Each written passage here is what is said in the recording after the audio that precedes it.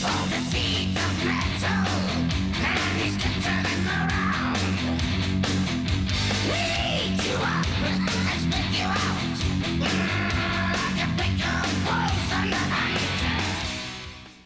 I can say something that she was very strange. Yeah. And I had no idea how she held up that thing. That thing was so heavy. Yeah, well, it was a lot of work, and I think it was a good cover. Okay, this was our first record, and if we look on the back, Shadow, Sea Winds. We were very young. Yeah. Zoom in on that. You bet. Got it. But in a way, it was a good album for us. Yeah, it was. Did very well. It was done in 3 weeks. Yep. Doesn't happen anymore. So what can I say? I mean, what we did on this album, we put all the songs together what we was writing in a rehearsal room over years. So, and I think it worked out very well for us, especially in Germany. It was the beginning. Okay, I'm a Rebel came out as a set. Yeah. Well, there was a lot of things here.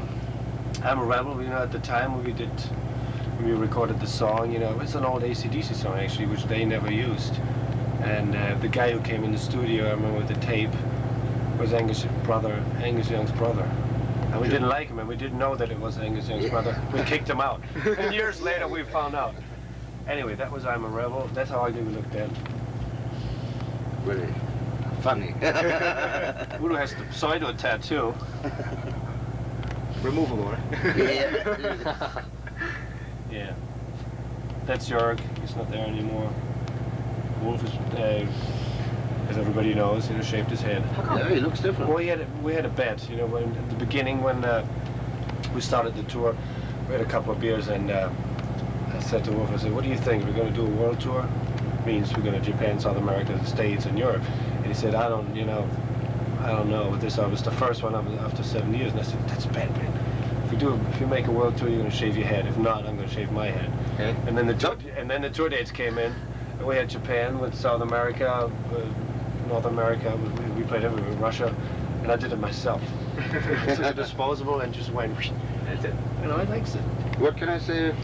This album. I mean, that was the second album of Accept, and I think that was a searching for the right direction for us on this album. So Peter was singing 2 songs on this album, The King and No Time to Lose. Very good. The old ballads. Very good. Excellent. Breaker. That's the real one. That's the one actually that started our career professionally. Yeah. That's when it took off. It's, you know, regardless, I guess, what country you go in this world, when you talk to heavy fans, they're gonna take this one and say that was the first one they started listening to. Here's the twin guitar thing at the time. Great tracks on there. I mean, Breaker, Starlight. That's the song we're gonna start with tonight. So we want to do a couple of old ones in there. Oh yeah. Son of a Bitch. You know, well known. Everybody knows that. So what can I say? Yeah, I mean, I think with this album we found our direction. Of course, I think. And it was the First one we sold more than 30,000 records. Yeah. Still remember the party we had. Yeah, and that was the, I think, the real start for Accept, the Breaker album, international wise. Yeah. Good one. All right. To be a bloodhound in the legions of the damned. The demons of bloodless cells on the bachelor's bloodhouse treating in time. We sense the sign of naturally at the open world in the ultimate commandment with regardless to your doom. Come raise your hands and show it all. We want it now, we want it now. Well, of course, Fast as a Shark. You know, on Restless and Wild. That's. It was the start of a thrash metal. See. It was actually the first fresh song there is. It was so fast, yeah. And there were bands. Who did that faster than Fast as a Shark? It was Somebody released a single. Yeah, it was so fun. So many bands trying to. It's a great one. So the Sharks from a long time ago, now they come in with your intro. Yeah, right. Yeah, right. Princess of the Dawn, a classic. You know, we playing that tonight. Fast as a Shark. There's a lot on there, and of course, Balls to the Wall was just, I think, the biggest hit we ever had. The song, I mean, it's when you go down the street and ask somebody, you know, Accept, they say no. You say, you know, Balls to the Wall, they say yes.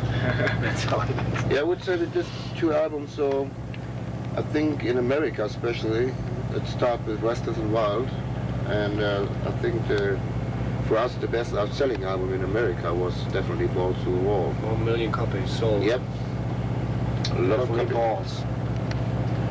Here comes a good one. What can I say? Yeah, it's a classic. The classic. Yeah, it is, definitely.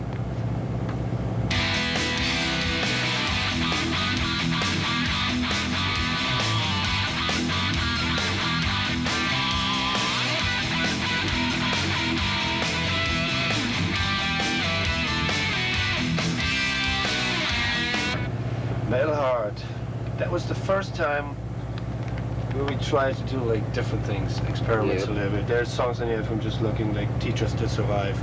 I was playing stand-up bass, you know, it was like fun for us to play around. It has a couple of great classics on the Metal Heart, Up to the Limit we're doing tonight, Living for Tonight, of course, you know, there's the Dogs on Leads.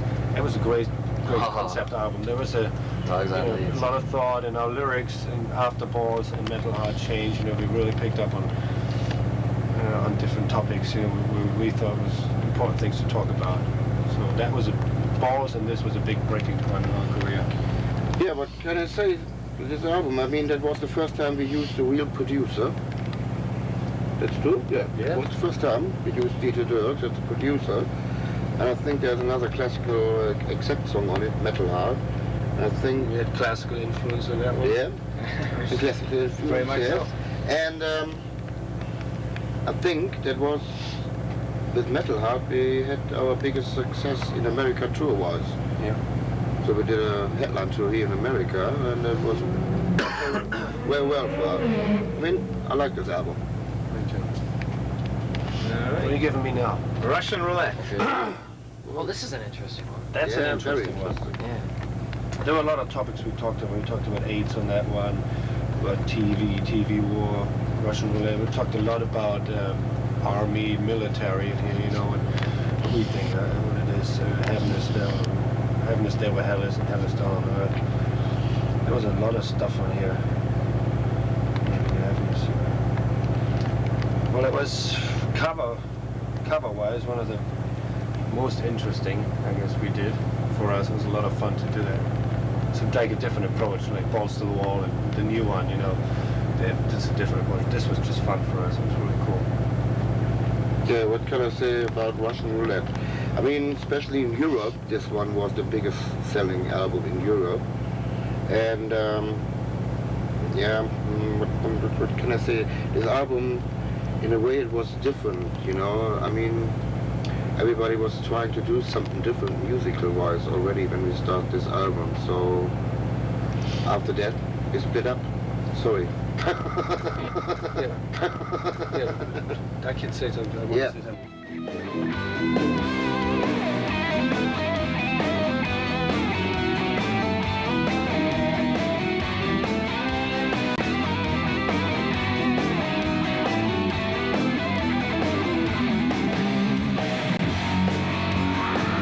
Fine. Objection overruled. Here it is. The new lineup, if you see like that, we're only a 4-piece band, you know, we don't have the second guitar player anymore when we play live.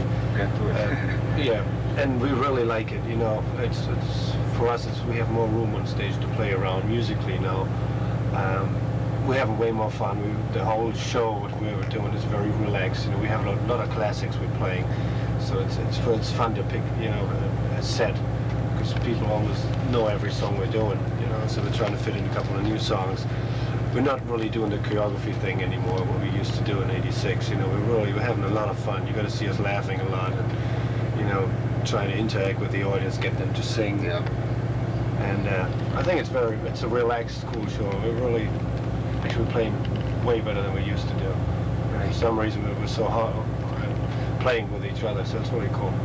Right. Yeah, now